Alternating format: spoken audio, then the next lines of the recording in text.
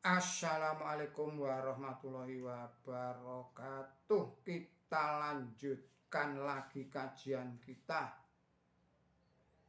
Yang ini adalah berjudul Arti Teologis Kemerdekaan Indonesia.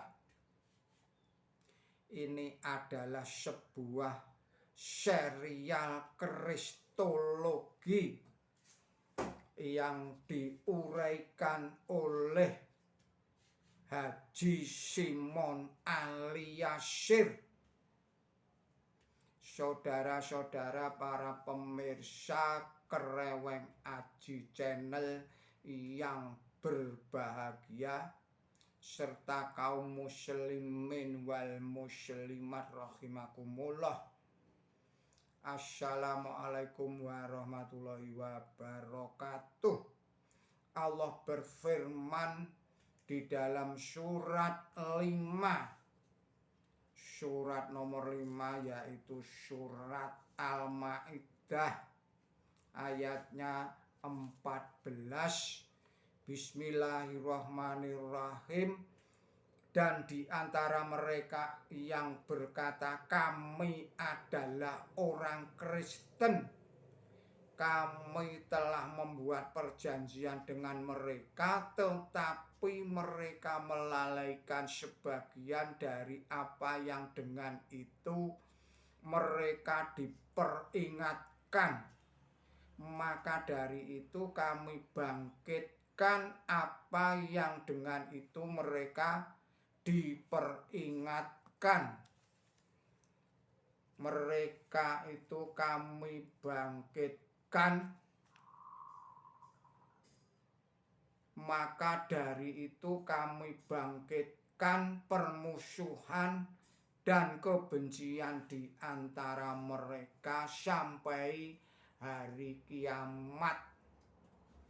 Saudara-saudara para pemirsa Kreweng Aji yang berbahagia, serta kaum muslimin wal muslimat rahimakumullah, meski Portugis telah berhasil membunuh Sultan Babullah, saya ulangi lagi, meski Portugis telah berhasil membunuh Sultan Hairun pada tahun 1570, tetapi 4 tahun berikutnya, yaitu pada tahun 1574, benteng mereka di Ternate dapat dijebol oleh Sultan Babullah.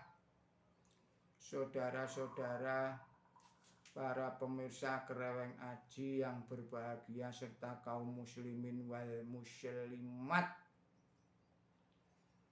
rahimakumullah, sekedar contoh, di Indonesia telah ada 4 induk organisasi gereja, yaitu Konferensi Wali-Wali Gereja Indonesia yang disebut KWI.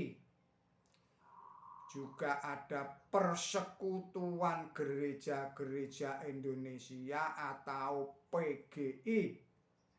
Kemudian Persekutuan Injil Indonesia atau PII, dan Dewan Pantekosta Indonesia, disingkat DPI. Namun demikian masih ada ratusan gereja yang belum tertampung dalam keempat induk organisasi gereja tersebut itu karena berbeda sekte atau bidat. Misalnya Kristen sejati dulu disebut Saksi Yehova, Gereja Yesus Kristus Orang-orang Suci Zaman Akhir atau Mormon dan lain sebagainya. Protes Martin Luther menyebabkan perang agama yang dahsyat di Eropa. Perang dahsyat di Eropa itu menelan korban jiwa dan harta benda yang tidak sedikit.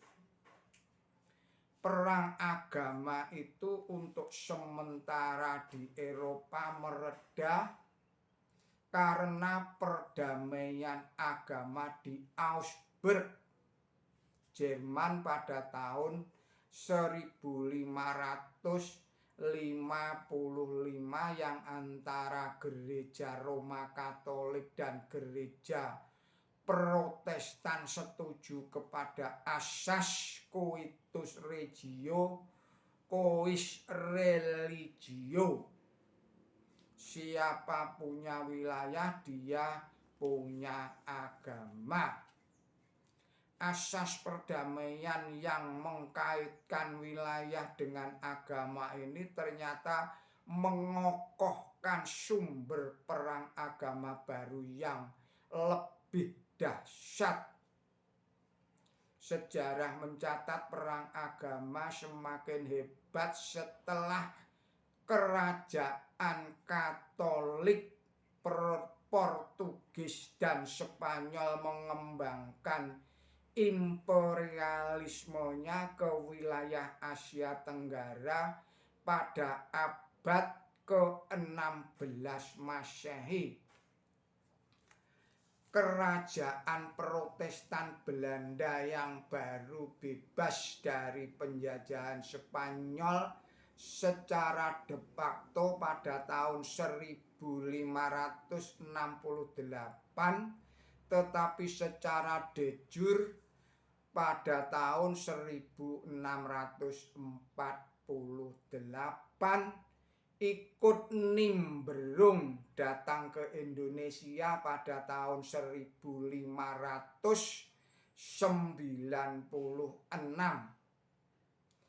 Inggris sebagai kerajaan Anglikan yang juga telah membebaskan diri dari negara gereja tidak mau ketinggalan, menjadikan negaranya sebagai kerajaan penjajah di dunia, termasuk di Asia Tenggara. Oleh karena itu, seperti dituturkan oleh J.C. Leur dalam Indonesia Trade and Society, timbullah perang agama segitiga di Asia Tenggara. Roma Katolik, dalam hal ini Portugis dan Spanyol, kontra Protestan, dalam hal ini Belanda dan Inggris, melawan pribumi. Untuk Indonesia adalah Islam, untuk segenap bangsa Indonesia melawan kerajaan Katolik Portugis di Indonesia. Meski Portugis telah berhasil membunuh Sultan Hairun pada tahun 1570, tetapi 4 tahun berikutnya pada tahun 1574 benteng mereka di Ternate dijebol oleh Sultan Babulah. Mereka dibunuh dan sisanya lari menyelamatkan diri ke arah selatan dan menetap di Pulau Timor bagian timur.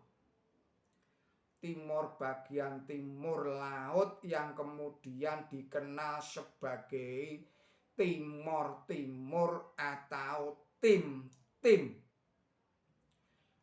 Portugis akhirnya hengkang pada tahun 1975 setelah wilayah itu berintegrasi dengan negara Republik Indonesia sebagai provinsi yang ke-27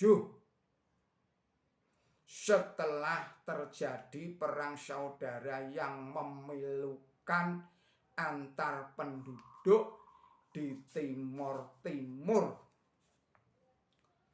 Imperialisme Barat, dalam hal ini Belanda yang mendarat di Indonesia pada tahun 1596, 6 tahun berikutnya yaitu tahun 1602 mereka mendirikan VOC, singkatan dari Verenigde Oost-Indische Company. VOC yang secara umum dikenal sebagai kongsi dagang, sebagai perserikatan dagang, itu menerima hak oktroi dan hak-hak lain dari pemerintah Belanda, yakni mengemban tugas kembar di bidang agama yang secara positif melindungi agama Kristen dan secara negatif membasmi agama-agama lain, khususnya agama Islam yang bagi gereja, agama Islam adalah suatu superstisi yang sama kedudukannya dengan agama kafir,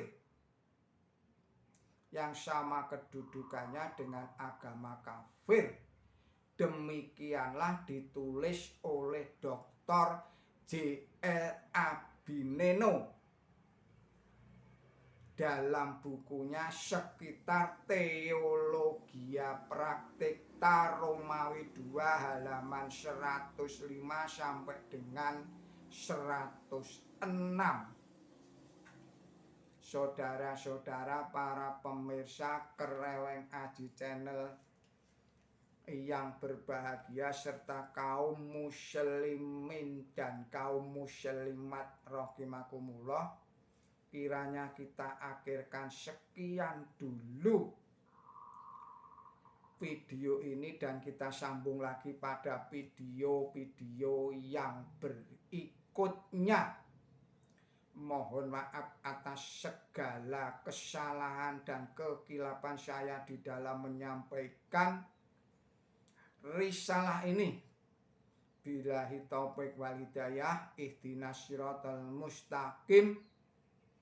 Wassalamualaikum warahmatullahi wabarakatuh.